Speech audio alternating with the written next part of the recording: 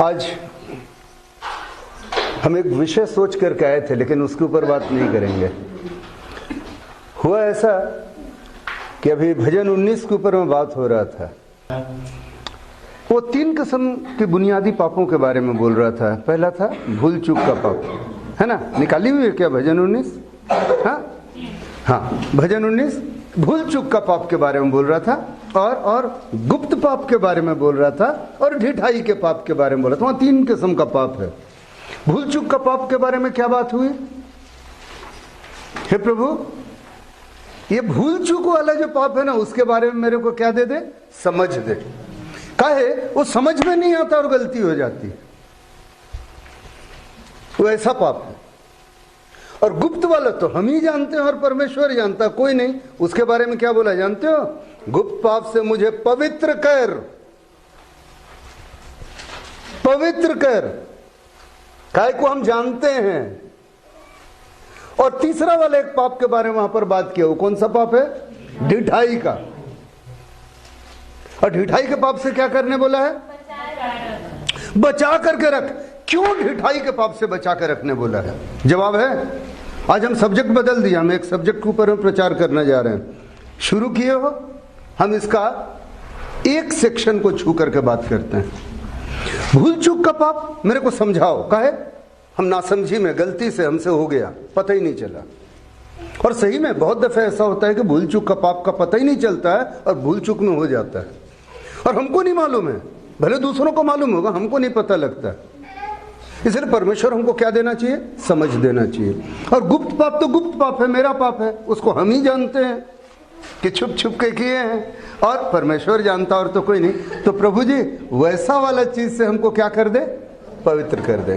और तीसरा वाला जो है ढिठाई वाला, उससे बचा के रख। काहे के लिए बचा के रखने बोला है विनय?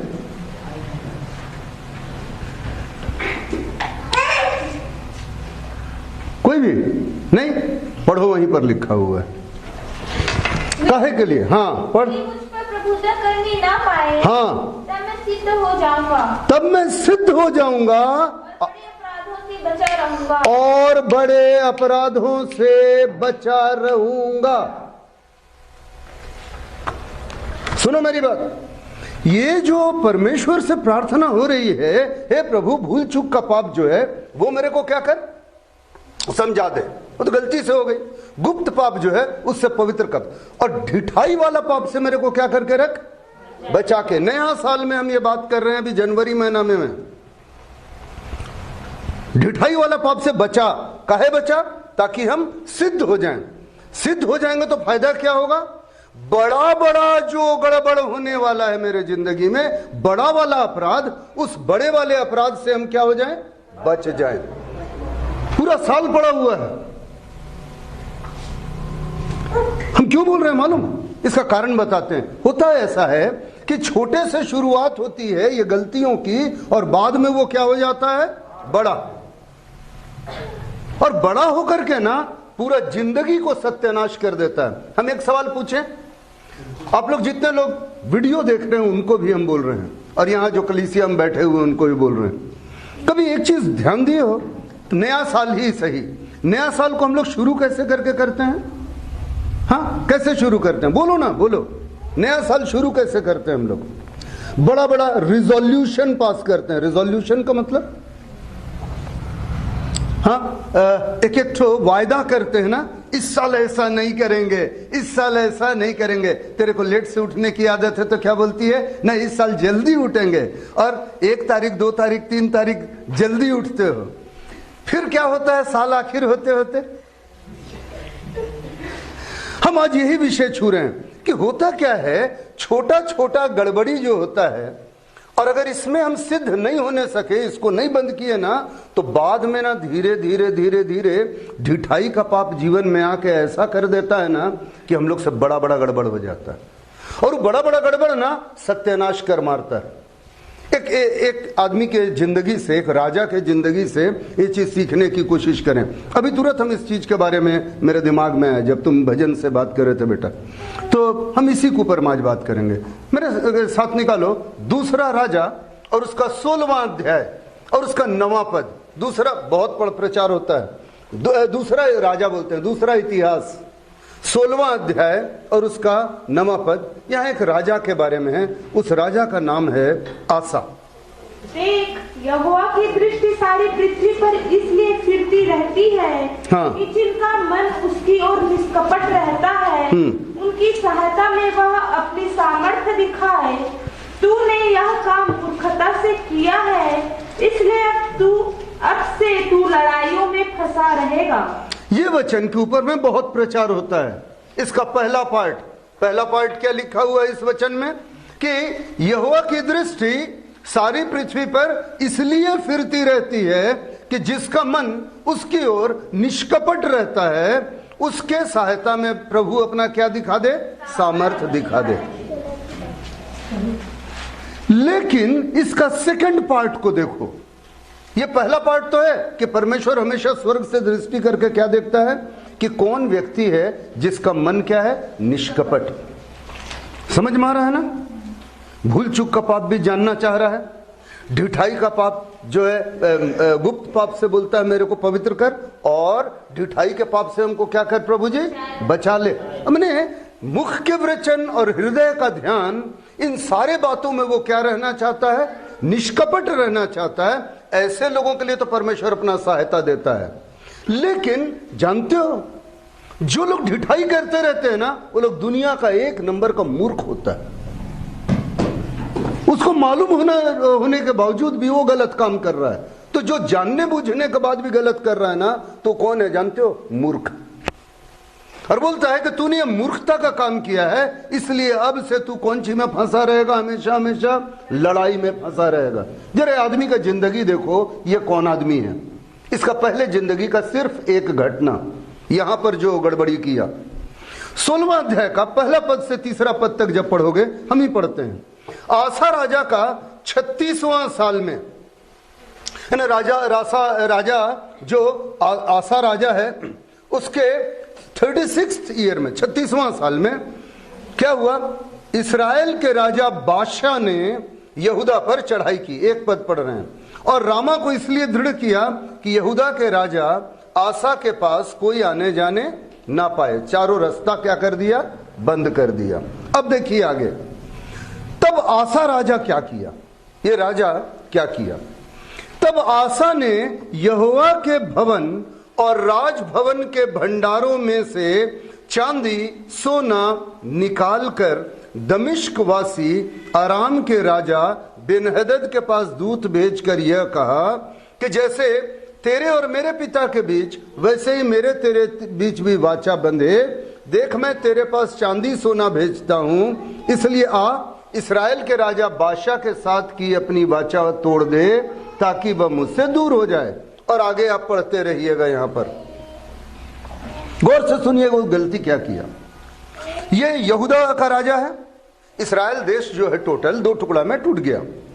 एक टुकड़ा यहूदा राज्य हो गया, ठीक है, हाँ, और एक राज्य क्या हो गया, इस्राएल राज्य। 2 टुकड़ा टूट गया, उत्तर और दक्षिण में, ठीक है, उत्तर और दक्षिण में तोड़ दिया गया। अब हुआ क्या कि यहूदा का राजा कौन है, आसा। यहां पर कौन है, यरूशलेम मंदिर। यहां पर पवित्र की हुई मंदिर की क्या है, वस्तुएं। और यहां पर एक राजा, इस्राएल का राजा बादशाह उसका नाम है, वो यहूदा के राज्य को क्या किया है, घेर लिया है, ठीक है। अपना ही राज्य 2 टुकड़ा में टूटा हुआ है। एक तरफ आसा राज्य कर रहा है, एक तरफ बादशाह। दोनों ही कौन लोग हैं, प्रभु के लोग, और आपस में लड़ाई करने लग गए। प्रभु के लोग आपस में लड़ाई कर रहे हैं। एक तरफ आसा राजा है, एक तरफ बादशाह। बादशाह इस्राएल का राजा है और आसा कौन है, यहूदियों का राजा। समझिए, आप लोग को समझना चाहिए बात को। यहां पर आसा राजा क्या किया है, बादशाह जो इस्राएल का राजा है उसको रोकने के लिए यरूशलेम मंदिर का सारा पवित्र किया हुआ वस्तु को उठाया और कहां भेज दिया, आराम का राजा बेनहदद को दे दिया। सहायता वो किससे मांगने गया, अन्य जाति से। कितना बड़ा गलती है। 2 मसीह भाई बहन के बीच में गलती हो जाए, लड़ाई झगड़ा हो जाए, तो तुम क्या किए, एक बाहर वाले को परमेश्वर का अर्पित किया हुआ चीज उठा करके ले जा करके क्या दे दिया, घूस। बोले क्या करो, तुम बादशाह राजा के विरुद्ध में क्या करो, जो वाचा है उसको तोड़ दो और उसके विरुद्ध मेरे साथ होकर के क्या करो, लड़ाई करो। तो बेनहदद के पास भेजा। हम लोग के जीवन में जब कभी भी परेशानी आता है, समस्या आता है, हम लोग क्या करते हैं बताना? जनरली हम लोग अपना खोपड़ी लगाते हैं जनरली, और अपना तौर तरीका से उस चीज से निजात पाना चाहते हैं। नीति वचन का किताब में क्या बोलता है याद है? आज बहुत परमेश्वर का वचन बोल रहे थे। नीति वचन की किताब में क्या बोलता है? 3 अध्याय और उसका 5वां पद में क्या लिखा हुआ है नीति वचन में? हाँ, तू अपनी समझ का सहारा ना लेना। अरे अपने समझ का सहारा ना लेना। आसा राजा यहाँ पर गलती क्या कर रहा है मालूम? अपने समझ का सहारा लिया है, अपना खोपड़ी लगाया है, अपना दिमाग लगाया। क्या दिमाग लगाया? बोले एक अन्य जाति राजा को पकड़ते हैं और उससे अपना भाई राजा जो है उसके विरुद्ध में लड़ाई करवाएंगे, और घूस में क्या देंगे? परमेश्वर के भवन का अर्पित किया हुआ चीज अन्य जाति को दे देंगे। कम ऑन, सोच के देखिए, ये सही है? हमेशा इस बात को सोचना चाहिए। हम लोग कैसा कैसा काम कर जाते हैं। एक बात और जानिएगा, एक काम करो, परमेश्वर का भवन का चीज के बारे में पहले बात कर लें, फिर हम इस विषय पे फिर लौट के आएंगे। तुम लोग यहोशू का किताब निकालो तो मेरे साथ में, 6 अध्याय का 18 पद और पढ़ करके देखो। यहोशू की किताब 6 अध्याय और 18 पद, तब नीति वचन में फिर से लौट करके आएंगे नीति वचन में आएंगे पहले, लेकिन यहोशू 6:18 पहले पढ़ लो, काहे कि ये बात जानना चाहिए। तुम लोग को शायद मालूम हो ना मालूम हो परमेश्वर का आज्ञा क्या है। यहोशू 6 अध्याय 18 पद। यहोशू उत्पत्ति, निर्गमन, गिनती, लय व्यवस्था, गिनती व्यवस्था, विवरण, उसके बाद यहोशू, फिर न्यायी, फिर रूत, फिर शमूएल। यहोशू किताब मिल गया? 6 अध्याय 18 पद पढ़ो। और तुम अर्पण की हुई वस्तुओं से सावधानी से अपने आप को अलग रखो। तुम जो चीज परमेश्वर के लिए अर्पण कर दी है बेटा, उस चीज के बारे में बहुत सावधान रहना। जिंदगी में, ये घर में तुम अर्पण किया ना परमेश्वर के लिए ना जगह को, सावधान रहना। हम तुमको भी बोल रहे हैं। स्टार्ट बहुत अच्छा होता बेटा, अंत क्या होता है ये देखने की चीज। परमेश्वर को अर्पण की हुई वस्तुओं के बारे में क्या करना? सावधान। परमेश्वर को भवन में सब चीज अर्पण किया हुआ था ना, उसको उठा के घूस देने का जरूरत क्या है जी? क्या लिखता है? तुम परमेश्वर को जो चीज अर्पित कर दिया, अपना बाल बच्चा परमेश्वर को अर्पित कर दिया, सावधान रहना उसके बारे में। अपना धन संपत्ति का जो हिस्सा परमेश्वर के लिए अर्पण कर दिया, सावधान रहना। अपनी जिंदगी को अगर परमेश्वर को अर्पण कियो, सावधान रहना। तुम परमेश्वर को अर्पण की हुई वस्तुओं के बारे में क्या रहना? सावधान रहना। आगे, ऐसा ना हो कि अर्पण की वस्तु ठहरा कर बाद में उसी अर्पण की वस्तु में से कुछ ले लो। सुन, तुम जो चीज परमेश्वर को अर्पण कर दी वो परमेश्वर का हो गया, उसमें से निकाल के तुम मत ले लेना। क्या बोला परमेश्वर का वचन? बोला परमेश्वर को अगर कोई चीज आप दे दिए अपने जिंदगी में, हे प्रभु जी ये तेरा दिया तेरे को, तब उसमें से निकाल करके उस चीज को कभी भी अपने लिए इस्तेमाल मत करना। मान लो तुम बोले ना दिन दशवांश देंगे मतलब देंगे, अब उसमें से इस्तेमाल मत करना। समझ रही है मेरी बात? क्या बोलना मांग रहे हैं बेटा? इसमें सावधान रहना कि हम परमेश्वर को क्या अर्पण करते हैं। मन्नत मानो तो फिर क्या करो? पूरा करो। परमेश्वर के लिए अर्पित किए हो तो किया, फिर उसके बाद पीछे पलट करके मत देखना। ये बहुत बड़ा हम लोग गलती करते हैं। और परमेश्वर को अर्पण किया हुआ चीज के बारे में क्या बोला हुआ था? वहां पर बोला हुआ है कि परमेश्वर को अर्पण अगर कोई चीज कर दिया, तब उसके बारे में क्या रहो? सावधान। अगर उसको अर्पण कर दिया तो कर दिया, अब उसमें से अपने लिए निकाल करके इस्तेमाल नहीं। उसके ऊपर से तुम्हारा अधिकार या अख्तियार क्या हो जाता है? खत्म। वो अब किसका है? परमेश्वर का। यहां राजा आसा क्या गलती करता है? एक तो अपना बुद्धि ले रहा है, अपना खोपड़ी भिड़ा रहा है, उससे भी बड़ा गलत चीज परमेश्वर का भवन में जो पवित्र चीजें अर्पित कर दी गई हैं, उन अर्पित की हुई चीजों में से निकाल करके किसको दे रहा है? अन्य जाति राजा को। क्या ये उसका काम सही था? सरासर गलत है, नहीं होना चाहिए ऐसा।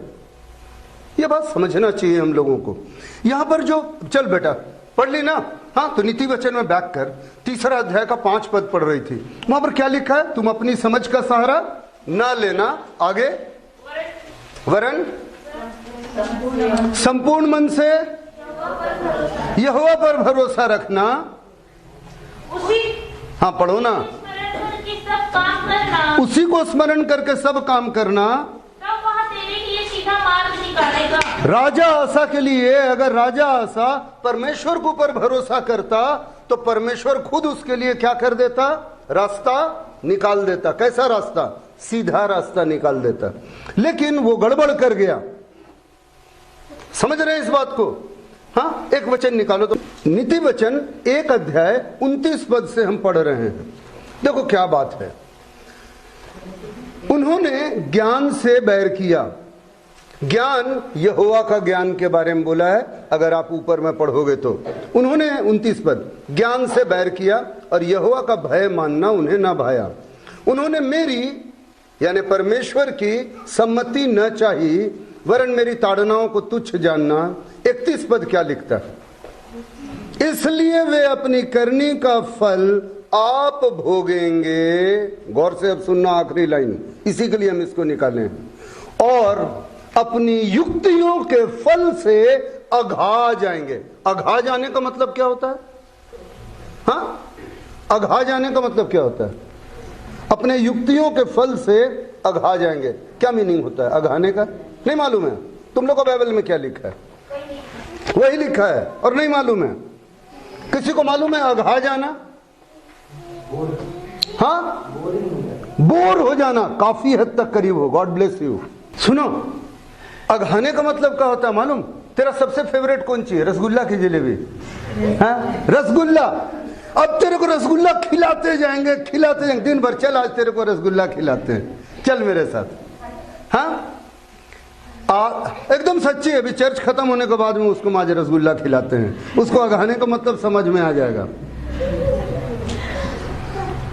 आधा घंटा के अंदर में अगर तू उल्टी नहीं की ना तो फिर मेरे को बता देना। और उसके शाम को दोबारा रसगुल्ला देंगे ना तो बोले इसको हटाओ मेरे पास से। दैट इज कॉल्ड अघाना। अघा जाने का मतलब, हाँ, उससे एकदम मन ना विरक्त हो जाना, उससे ऊब जाना, ऊब जाना, ऊब जाना। क्या बोलता है? जो लोग परमेश्वर की बात नहीं मानते ना, उसकी सम्मति नहीं मानते, उस पे भरोसा नहीं रखते और अपनी युक्ति करते रहते हैं ना, उन लोग अपना युक्ति करते करते, अब युक्ति समझते हैं कि नहीं? नहीं समझ में आता युक्ति तो पूछा कि बोलिए ना। युक्ति को क्या बोलेंगे जी? अपना, हाँ, अपनी योजना। कोई पट्टिक और को कुछ अच्छा सा वर्ड यहाँ की भाषा में क्या बोलते हैं? योजना नहीं। कोई भी प्रॉब्लम आ जाता तो उसको कैसे करके ठीक करें, उसके लिए अपना तरीका बनाते हैं ना। कभी तरकारी में उपाय, उपाय, अपना उपाय करते करते ना आप थक जाइएगा, आप उब जाइएगा, अगर परमेश्वर का मन से नहीं चलिएगा तो। बाइबल बोलता है करो कितना करते हो, फिर लगाओ, अपना खोपड़ी लगाओ और जितना अपना मन से उपाय रचना, उपाय रचना। तुम उब जाओगे, अघा जाओगे, थक जाओगे और तब भी कुछ नहीं होगा। ये बाइबल बोलता, हम नहीं बोलते। और एक बात है वहां पर, ये क्या किया है ना, अगर आप देखेंगे, अगर इस बात को अगर समझने की कोशिश करेंगे तो यहां पर राजा आसा जो है भरोसा किसके ऊपर रखा है? मनुष्यों पर। बाइबल क्या बोलती है? जो मनुष्यों पर भरोसा रखता है वो क्या है? श्रापित है। हाँ, निकाल के पढ़ ले रहे, यिर्मयाह का किताब में होगा, है ना। 7वां पद को देखो ना, 16 का 7 में उस समय हनानी दर्शी यहूदा के राजा आसा के पास आके कहने लगा, तूने परमेश्वर यहोवा पर भरोसा। दूसरा इतिहास 16:7।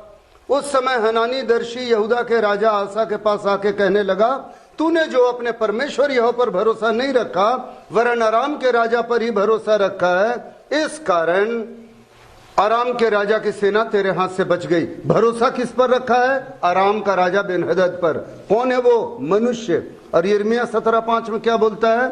जो मनुष्यों पर भरोसा रखता वो क्या है? पढ़ो जल्दी। नहीं मिला? हाँ, यो कहता है कि श्रापित वह पुरुष जो मनुष्य। रुको, कौन बोलता है? यहोवा परमेश्वर ऐसा बोलता है कि श्रापित है वह मनुष्य जो यहोवा यो कहता है, हाँ। श्रापित है वह पुरुष जो हाँ। मनुष्य पर भरोसा रखता है, हाँ। और उसका सहारा लेता है, हाँ। इसका मन यहोवा से भटक जाता है। समझ में आ रहा है? इसका क्या निशानी है? तुम्हारा मन अपने परमेश्वर से क्या हो गया है? अटक गया है। जो मनुष्यों के ऊपर भरोसा रखता है ना, वो श्रापित है, नंबर 1। और नंबर 2, ये निशानी किस बात की है? तुम्हारा मन परमेश्वर की ओर से क्या हो गया है? भटक गया है। तुम भले बोलो हम परमेश्वर में लिपटे हुए हैं, हम फिर बोल रहे हैं हम लोग जनवरी महीना में हैं, नया साल को शुरू किए हैं। एक बात को जानिए, अगर आज ये बात परमेश्वर ने हमारे सामने रखा, आज भजन संहिता पढ़ते हुए इन पापों के बारे में बात हुआ, भूल चूक से पाप हो जाना, गुप्त पाप और ढिठाई का पाप, तो हम इसको आगे बढ़ा रहे हैं कि उसी पद में आगे क्या लिखा है? हे प्रभु हमको आ रही इससे क्या कर दे, रक्षा कर, मुझे बचा, ठीक है, ताकि मैं सिद्ध हो जाऊं और आइंदा बड़े बड़े अपराध से क्या हो जाऊं? बच जाऊं। इसलिए हम बोल रहे हैं जो हुआ सो हुआ, आज तक आप सही सलामत हैं, कहीं कल गड़बड़ ना हो जाए, ये जरा ध्यान कर लीजिए साल के शुरू में, क्योंकि जिंदगी अभी बाकी है। जब तक यीशु मसीह नहीं आ रहा है तब तक के लिए ये बात ध्यान में रखिए। और ये नया साल शुरू कर रहे हैं, इसलिए हम ये बात सामने रख रहे हैं। हो गया बात, जब ये बात हम लोग कर रहे हैं, आज ये परमेश्वर का, हम तो मानते हैं आज ये वचन जो हम लोग आज देख रहे हैं और तभी जो भजन में देखे, ये परमेश्वर की योजना के मुताबिक है कि साल के शुरू में ही लोगों को इस बात की क्या हो जाए? हिदायत दे दी जाए कि भाई ध्यान रखो इस बात का। चलिए इस बात को समझे हम लोग क्या क्या, कि हम लोगों के जीवन में जब भी परेशानी आती है, तकलीफ मुसीबत आता है, हम लोग गड़बड़ क्या करते हैं? अपना दिमाग लगाते हैं, परमेश्वर पर भरोसा नहीं रखते हैं, यहां तक कि परमेश्वर के लिए जो चीज को अर्पण किए हैं उस चीज का भी गलत इस्तेमाल करने लग जाते हैं, जो कि अच्छा बात नहीं है। और अपना युक्ति करने वाले लोगों को जानना चाहिए, आप कर करके थक जाइएगा अपना युक्ति, जितना अपना अपना उपाय कर लीजिए, आप देखिएगा नेट रिजल्ट देखने जाइएगा ना तो ही सत्यानाश, कोई फायदा नहीं। तो अगर परमेश्वर आज ये वचन रख दिया सामने में तो रख दिया, बस हम क्या किए? वही पद जो है भजन 19 का, उसका अगला हिस्सा को एक्सप्लेन कर दे रहे हैं और कुछ नहीं कर रहे हैं। अब अगर आप यहां पर बैठे हैं, परमेश्वर अगर आपके बीच में उपस्थित है, आप मानते हैं, तो मान के चलिए कि शायद हम लोगों के जीवन के लिए यह ज्यादा जरूरी चीज है। आज करते करते करते करते आदमी क्या हो जाता है जानते हो? थोड़ा कैजुअल हो जाता है। कैजुअल को क्या बोलेंगे रे?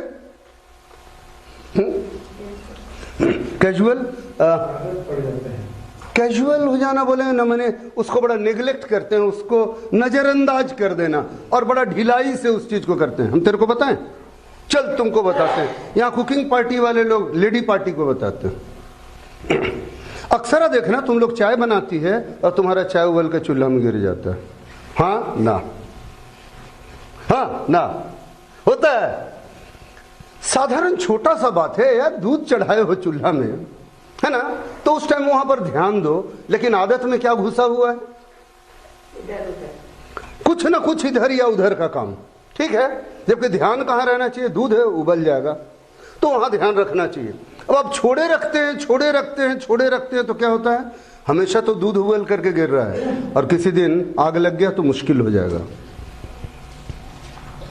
ताकि दूध उबल के गिरेगा, चूल्हा बुझ जाएगा, गैस ऐसे ही निकलता रहेगा और कहीं आग ना लग जाए। यही चीज को यहां समझा रहा है वचन कि देखो तुम लोग जो ढिलाई कर जाते हो ना, ढिठाई में, कर रहे हैं और उसमें ध्यान नहीं देते हो ना, कहीं गड़बड़ ना हो जाए, क्योंकि बड़ा चीज हो सकता है। हम लोग देखते हैं इस आदमी का क्या हुआ, राजा आसा का। चलो आगे चलते हैं। ये कैसा आदमी है जो अभी दुनिया के साथ में ये कहानी बना रहा है। हाँ?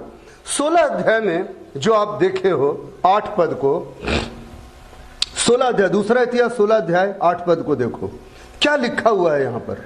ये हनानी दर्शी क्या बोल रहा है, तुम आराम का राजा के ऊपर में भरोसा रखा, हाँ, उसको जा करके क्या दे दिया, परमेश्वर का भवन का सामान। 8वां पद में क्या लिखा है 16 का 8 में, दूसरा इतिहास 16 8 में बोलता है, क्या कुशियों की सेना और लूबियों की सेना बड़ी नहीं थी, क्या उसमें ढेर सारे रथ और सवार नहीं थे, तो भी तूने यहोवा पर भरोसा रखा था उस वक्त, इस कारण परमेश्वर यहोवा ने उनको तेरे हाथ में कर दिया था। जाओ तो 14 अध्याय में देखो क्या हुआ था। कितने लोग थे मालूम है उस टाइम में, हाँ, कितने की सेना थी। जाओ 14 अध्याय 9 पद से पढ़ो तो पढ़।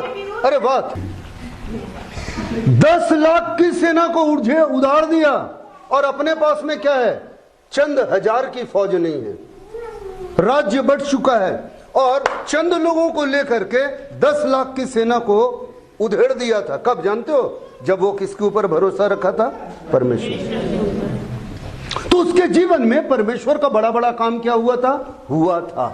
देखो 14 अध्याय में, अभी 16 की जगह में कहां चल गए, 14 अध्याय जहां उसके जीवन में काम हुआ था, जिसके बारे में हनानी दर्शी क्या बोल रहा है, क्या कुशियों और लूबियों की सेना बड़ी नहीं थी, क्या वहां ढेर सारे रथ और सवार नहीं थे, परमेश्वर पर भरोसा रखा था तो परमेश्वर उन सबको तुमसे क्या दिया था, हरा दिया था, तुम्हारे हाथ में कर दिया था सब चीज। देखो तो पढ़ो तो 9 पद से, 14 अध्याय को 9 पद से। और उनके विरुद्ध 10 लाख पुरुषों की सेना और 300 रथ लिए हुए जेरह नाम का एक कुशी निकला और मारेशा तक आ गया। तब आसा उनका सामना करने को चला और मारेशा के निकट साप्ता नाम तराई में युद्ध की पांति बांधी।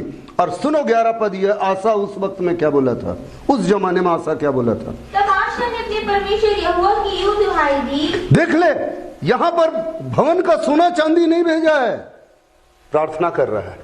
क्या बोलता है, हे परमेश्वर यहोवा, दुहाई दे रहा है, उससे प्रार्थना कर रहा है, गिड़गिड़ा रहा है। क्या दुहाई दी, हे यहोवा, हाँ, जैसे तू सामर्थी की सहायता कर सकता है वैसी ही शक्तिहीन की भी। रुक, हे प्रभु यहोवा, तू तो सामर्थी की भी सहायता करता है और शक्तिहीन की भी सहायता कर सकता है। और हम कौन है प्रभु जी, शक्तिहीन है। 10 लाख का सेना के सामने हम क्या है प्रभु जी, कुछ नहीं।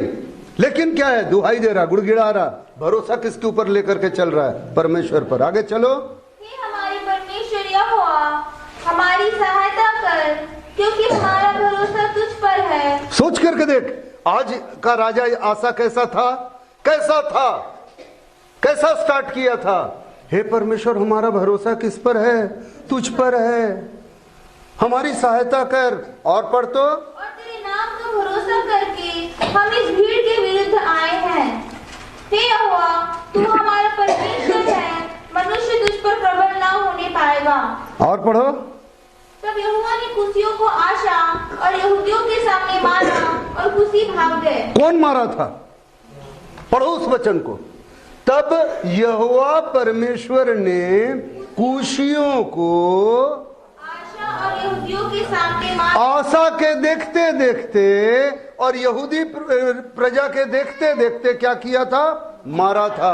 आशा को लड़ाई करने की जरूरत पड़ी थी, मारा कौन, 10 लाख की सेना को परमेश्वर मार के उधेड़ दिया। और आज यही आशा क्या कर रहा है। देखो आज का शिक्षा हम क्या बोलना मांगते हैं। तुम में से जो भी यहां पर बैठा है बेटा, तुम में से हर एक के जीवन में कोई ना कोई परमेश्वर का काम हुआ है। अगर परमेश्वर का काम नहीं हुआ होता तो तुम में से कोई भी परमेश्वर के पास नहीं आया होता। गलत बात बोल रहे हैं। यहां कौन ऐसा है जिसके जिंदगी में परमेश्वर काम नहीं किया। तो उस टाइम में अगर परमेश्वर काम किया तो आज परमेश्वर काम नहीं करेगा क्या।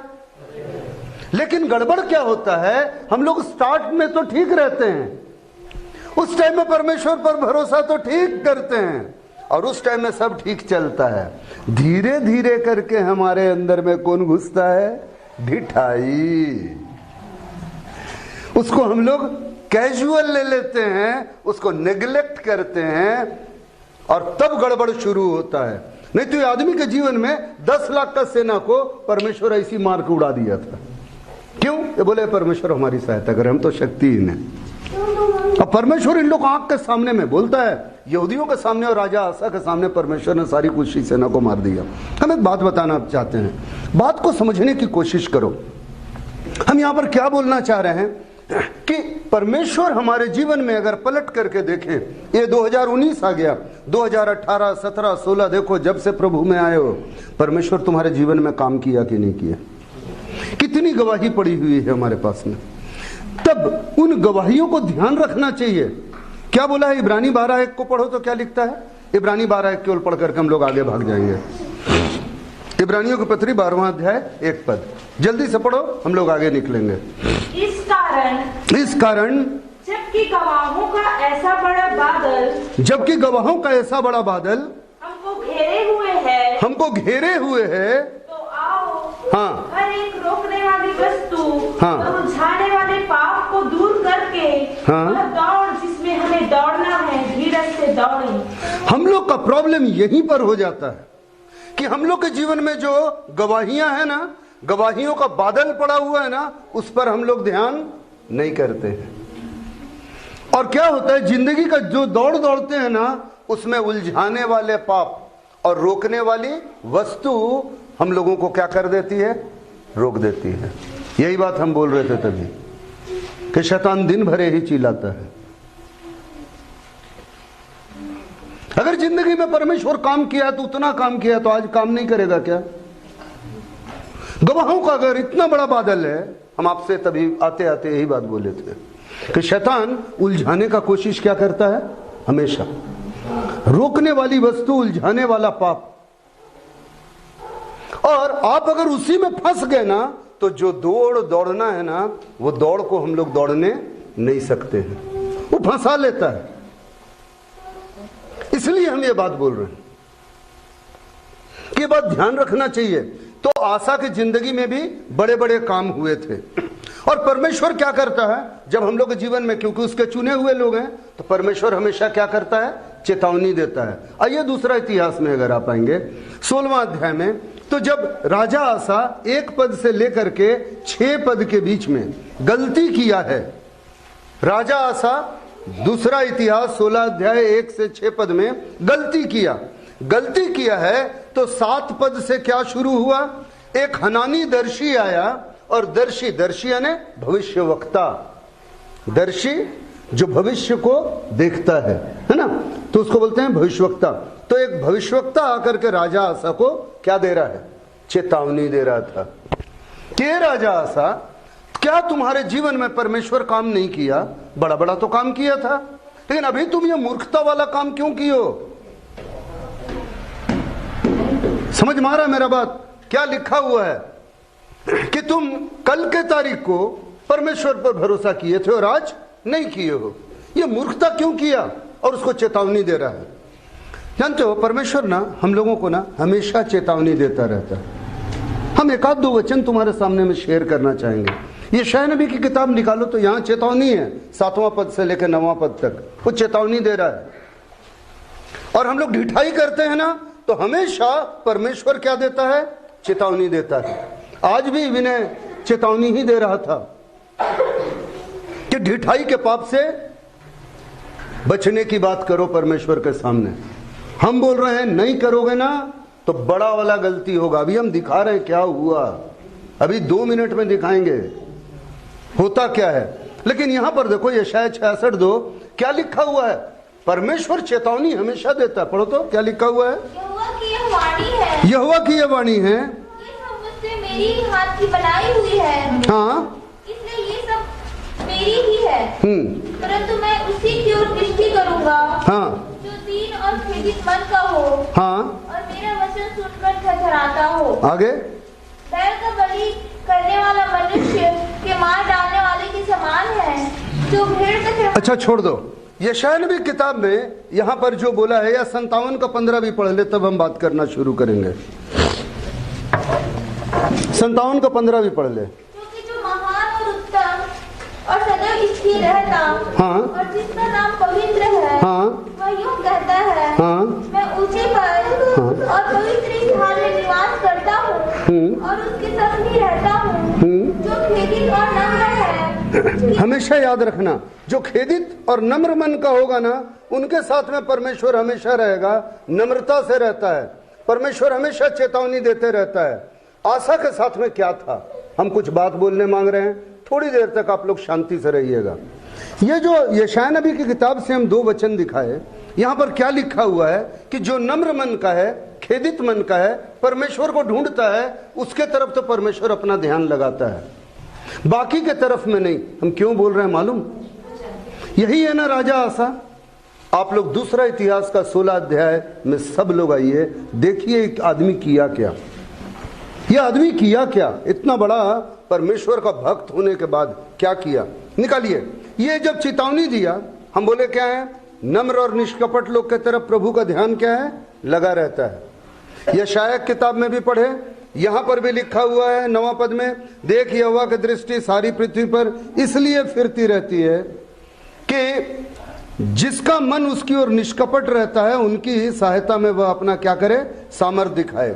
तूने यह काम मूर्खता से किया है, इसलिए अब तू लड़ाइयों में फंसा रहेगा। यहां चेतावनी मिला ना।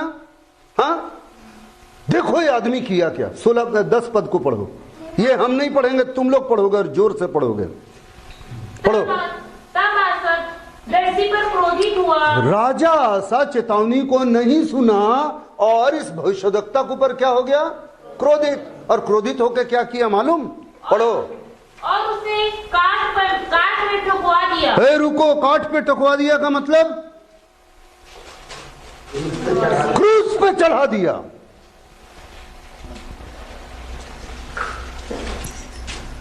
और हम लोग भी जब बार बार पाप करते हैं तो बार बार प्रभु यीशु मसीह को किस पे चढ़ाते हैं? क्रूस पे चढ़ाते हैं। लिखा है वचन में कि नहीं लिखा हुआ है?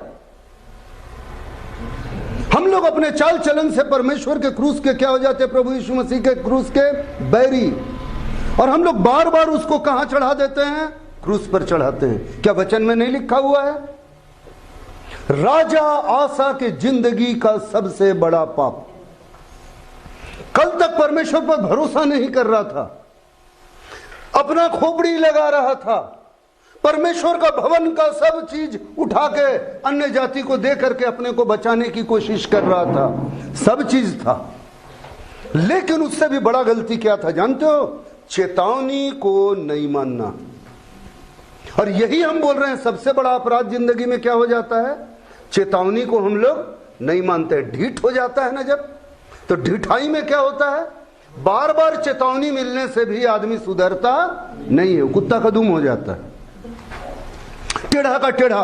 और क्या गलती किया जानते हो? इस भविष्यद्वक्ता को जो आके उसको चेतावनी दे रहा था, उस भविष्यद्वक्ता को क्या कर दिया? क्रूस पे चढ़ा दिया।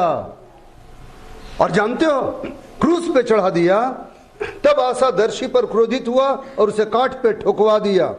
ठीक है, क्योंकि वह उसकी ऐसी बात के कारण उस पर क्रोधित था। हो गया? तो भविष्यद्वक्ता को तो कहां चढ़ा दिया? क्रूस पे चढ़ा दिया। काहे? कि वो उसको चेतावनी दे रहा था कि तुम जो काम किए हो गलत काम किए हो। इतने ही में नहीं रुका राजा आसा, देखो कैसे अपराध बढ़ रहा है अब उसका। अगला लाइन को पढ़ो, इसी पद में, 10वां पद में। उसी समय से पढ़ो। उसी समय से आसा प्रजा के कुछ लोगों पर अत्याचार भी करने लगा। मेरी बाइबल में, पुरानी बाइबल में लिखा है, और उसी समय से आसा प्रजा के लोगों को पीसने भी लगा। यानी अब क्या किया? पहले तो किसको? भविष्यद्वक्ता को क्रूस पे चढ़ाया, काट पे ठोका। उसका प्रभु के जितने लोग थे ना, उन लोगों को भी क्या करने लगा? पीसने लगा, सताने लगा। और गलती उसका कहां हो गया? और बढ़ा। सोचो, परमेश्वर हम लोगों को क्या बोलता है? आंख की पुतली। परमेश्वर के लोगों को कोई छू दे तो परमेश्वर छोड़ देगा क्या? और राजा आसा क्या गलती कर रहा है? उसी परमेश्वर को मानने वाला उसी परमेश्वर के लोगों को क्या करने लग गया? सताने लग गया। और तब परमेश्वर उससे गुस्सा हो गया। 12 पद को पढ़ो, तब क्या हुआ? 12 पद को पढ़ो। अपने राज्य के 39वें वर्ष में हाँ, आसा को रुक, पाप का रोग 36वां साल से गड़बड़ी शुरू किया रे। कौन साल से गलती शुरू किया था? पढ़ी थी 36वां साल से, नहीं पढ़े थे? 16 अध्याय का पहला पद में 36वां साल और 39वां साल, यानी 3 साल के अंदर 39वां साल में देखो क्या लिखा है। 39वां वर्ष में हाँ। आसा को पांव का रोग हुआ और पांव का रोग हुआ। हमको बताओ, कोई हार्ट डिजीज नहीं हुआ? दिल की बीमारी, गुर्दे की बीमारी है, लीवर, लंग्स, ये सब नहीं, बड़का वाला नहीं हुआ। क्या हुआ?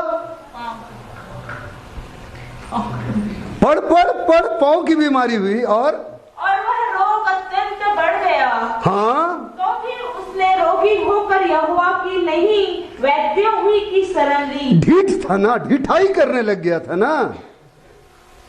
बोला छोटा सा फुंसी है पांव में। पढ़ो पढ़ो, हम आज कुछ समझाने मांग रहे हैं, पढ़ो। अंत में आशा अपने राज्य के 41वें वर्ष में मर के अपने पुरखाओं के साथ सो गया। बस कर, पांव में एक तो छोटा सा फुंसी हुआ, बढ़ते बढ़ते इतना बड़ा रोग हो गया कि पांव का घाव से मर गया। हमको बताना, सुनो हम क्या बता रहे हैं। हम इसीलिए बोले थे कि बड़ा वाला अपराध से बचना, ढिठाई का पाप से, क्योंकि वो बढ़ करके क्या होता है? बड़ा बड़ा अपराध हो जाता है। समझ में आ रहा है हमारा आज का संदेश क्या है? बता रहे हैं। इसको कोई हेमरेज नहीं हुआ, ब्रेन हेमरेज नहीं हुआ। ब्रेन हेमरेज क्या होता है? नस जो होता है ना दिमाग का, वो फट जाता है, आदमी उसमें कोलैप्स करता है। हार्ट अटैक नहीं हुआ, लिवर डिसफंक्शन नहीं हुआ। तुम लोग सब डॉक्टर लोग हैं ना रे, हैं? सुनो, बड़का नहीं, छोटका वाला हुआ। कहां हुई? और वही, उसी में परमेश्वर उसको धर के मार दिया 3 साल के अंदर। 3 साल टाइम था उसके पास में। कितना साल टाइम था? अगर ढिठाई से रुक जाता अभी भी तो क्या था? ये कौन आदमी था? एक बार इसका जिंदगी देखो, ये कैसा आदमी था। आसा राजा कैसा था? हमको मन है, देखो दूसरा इतिहास निकालो, दूसरा इतिहास 14 अध्याय, दूसरा इतिहास का 14 अध्याय। ये आसा राजा था कौन? उसका राज्य का शुरुआत देखो। 14 अध्याय का दूसरा पद से पढ़ो और सुन, दूसरा पद से लेके कम से कम 6ठा पद तक का जरूर पढ़ना बेटा। 14 अध्याय, दूसरा इतिहास 14 अध्याय 2 पद से लेकर के 6 पद तक जरूर पढ़ने दे। पढ़। आशा ने वही किया हाँ। जो उसके परमेश्वर यहोवा की दृष्टि में अच्छा और ठीक था। जब सुनो, आसा का बाप अबिय्याह मर गया 1 पद में, तो अबिय्याह के बाद में राजा कौन बना? आसा। ये पहला पद में लिखा है, ठीक है। जैसे राजा बना तो दूसरा पद में क्या लिखता है? और इसके दिनों में 10 साल तक चैन रहा और आसा ने वही किया जो परमेश्वर की दृष्टि में क्या था? अच्छा और ठीक था। यही काम करता था। आगे पढ़। उसने पराई वेदियों को और ऊंचे स्थानों को दूर किया। अन्य जाति के देवी देवता का पूजा पाठ इस्राएल देश से क्या किया? यहूदा देश से खत्म। आगे। और लाठों को तुड़वा डाला और अशेरा नामक मूर्तों को तोड़ डाला। सब पहला आज्ञा परमेश्वर का क्या है? तुम मुझे छोड़ के किसी दूसरे को ईश्वर नहीं मानना। एकदम वहीं से स्टार्ट किया। बोला यहोवा परमेश्वर को छोड़ के कोई भी दूसरा ईश्वर का आराधना मेरे राज्य में नहीं चलेगा। और सब जगह एकदम साफ सफाई करवा दिया। देखो उसका जिंदगी का शुरुआत हम खत्म करने जा रहे हैं, खत्म करने जा रहे हैं जिंदगी का शुरुआत। और क्या लिखा है बेटा? 4था पद में पढ़। और यहूदियों को आज्ञा दी कि अपने पूर्वजों के परमेश्वर यहोवा की खोज करें। सोचो, पूरी यहूदी प्रजा को क्या बोल दिया? अगर खोज करना है तो किसकी खोज करेंगे हम लोग सब मिलके? यहोवा परमेश्वर की खोज। क्या तरीके से स्टार्ट किया था, है ना? और पढ़ो। और व्यवस्था और आज्ञा को माने। परमेश्वर का वचन को, उसकी आज्ञा को क्या करेंगे हम लोग? माने। सब देश में माना जाएगा, केवल परमेश्वर का वचन माना जाएगा और कुछ दूसरा चीज माना नहीं जाएगा। आगे, उसने ऊंचे स्थानों और सूर्य की प्रतिमाओं को यहूदा के सब नगरों में से दूर किया और उसके सामने राज्य में चैन रहा। कोई राजा चढ़ाई नहीं करता था, बस चैन ही चैन। काहे? परमेश्वर के पीछे चल रहा। सोच करके देखना, एकदम मन लगाया हुआ परमेश्वर का खोज करने में। इसका लाइफ का स्टार्ट दिखा रहे, एंड दिखा दिए पहले, एंड दिखा दिए पहले, लेकिन उसके लाइफ का स्टार्ट देखो, लाइफ का स्टार्ट देखो, पूरा चैन ही चैन है।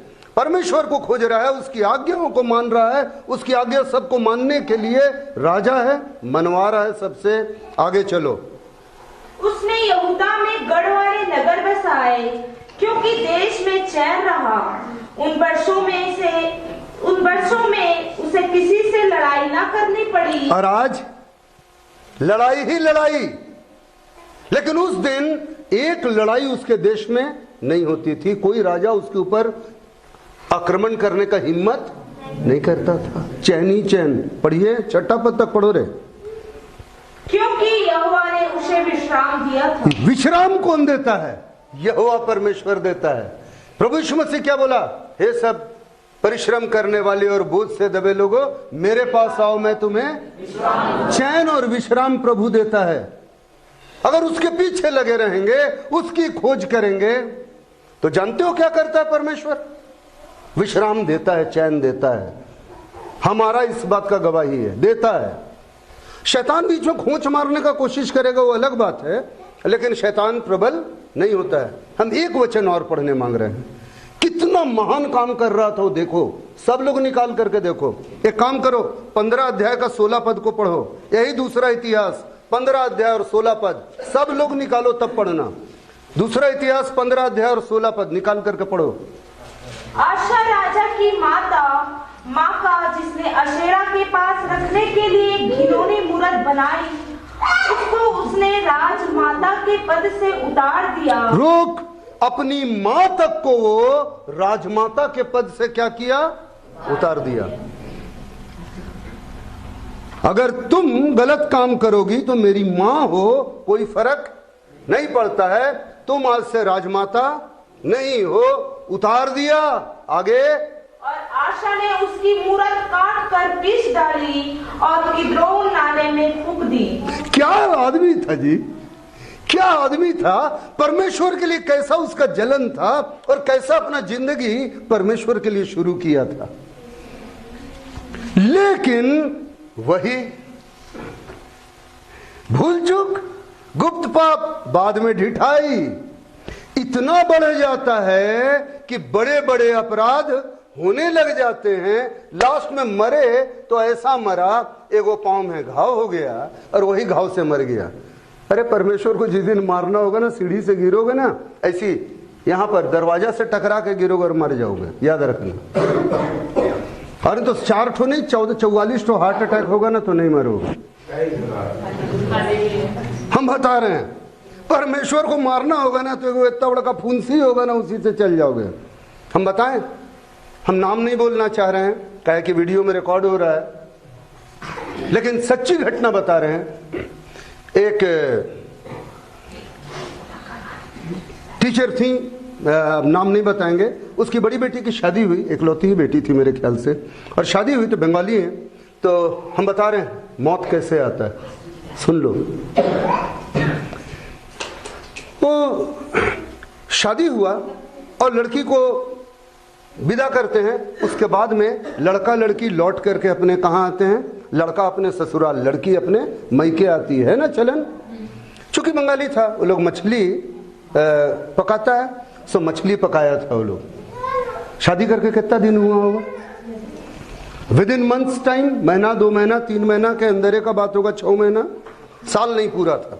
सुन लो, सुन लो, इधर नहीं, केवल सुनिए, इधर सुनिए बस, बाकी छोड़ दीजिए, आप सुनिए। और दामाद बैठा खाने के लिए और मछली खाया और कांटा गला में अटक गया और हॉस्पिटल पहुंचाने के पहले, और उसकी बेटी विधवा हो गई।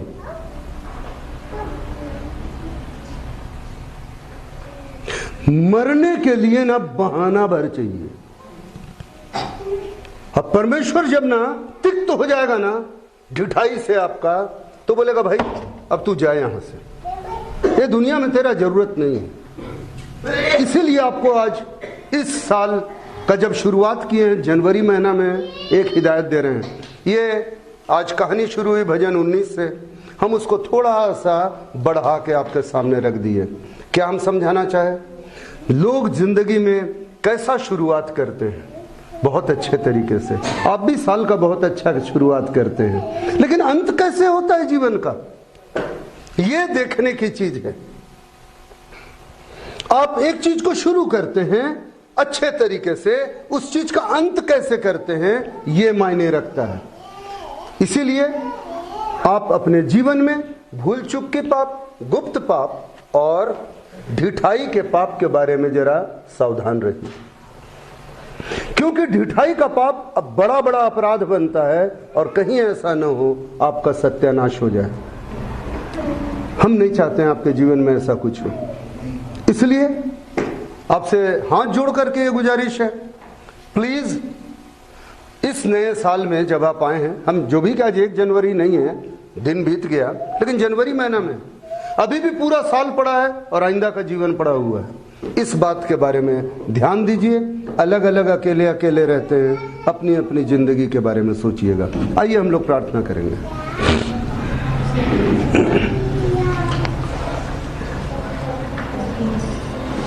धन्यवाद धन्यवाद धन्यवाद पिता परमेश्वर, तेरा धन्यवाद करते हैं। धन्यवाद करते हैं प्रभु जी, इस कलीसिया में तूने आने का मौका दिया। महान परमेश्वर, जो वचन तेरे दास ने यहाँ रखा था भजन संहिता से, भजन संहिता पढ़ने में, महान परमेश्वर उस वक्त तूने मेरे मन में जो बात डाला, मैंने तेरे बच्चों के आगे रख दिया। प्रभु जी, प्रभु जी, लोग तेरे हैं, तू इनका परमेश्वर, तू चरवाहा, ये तेरी भेड़, बाप तू, बच्चे ये हैं। प्रभु जी, जितने वीडियो में देख रहे हैं उनको भी तेरे सामने लाते हैं। सबसे पहले हर एक के व्यक्तिगत जीवन को तेरे हाथ में रखते हैं। प्रभु जी, हे महान परमेश्वर, भूल चूक के पाप, गुप्त पाप और ढिठाई के पाप से हम में से प्रत्येक को बचा ले। प्रभु जी, हमारे सामने में हमारी भूल चूक प्रकट कर। प्रभु जी, गुप्त पाप से हमें पवित्र कर और ढिठाई के पाप से हमें बचा ले। प्रभु जी, ताकि हम अपने जीवन में बड़े बड़े अपराध करके अपने जीवन का सत्यानाश ना करें। प्रभु जी, हे प्रभु जी, हम में से यहाँ जितने हैं हर एक के पूरे पूरे परिवार को तेरे हाथ में सौंपते हैं। प्रभु जी, महान परमेश्वर, दया कर, हमारे परिवारों के ऊपर में तेरी करुणा की दृष्टि बन जाए। प्रभु जी, महान प्रभु जी, उनको अपने आगोश में समेट ले। तेरे वचन के मुताबिक तेरे भवन से हम उनको आशीष देते हैं। प्रभु जी, और हम जानते हैं प्रभु जी, हम आशीष देंगे तो उनको आशीष लगेगी।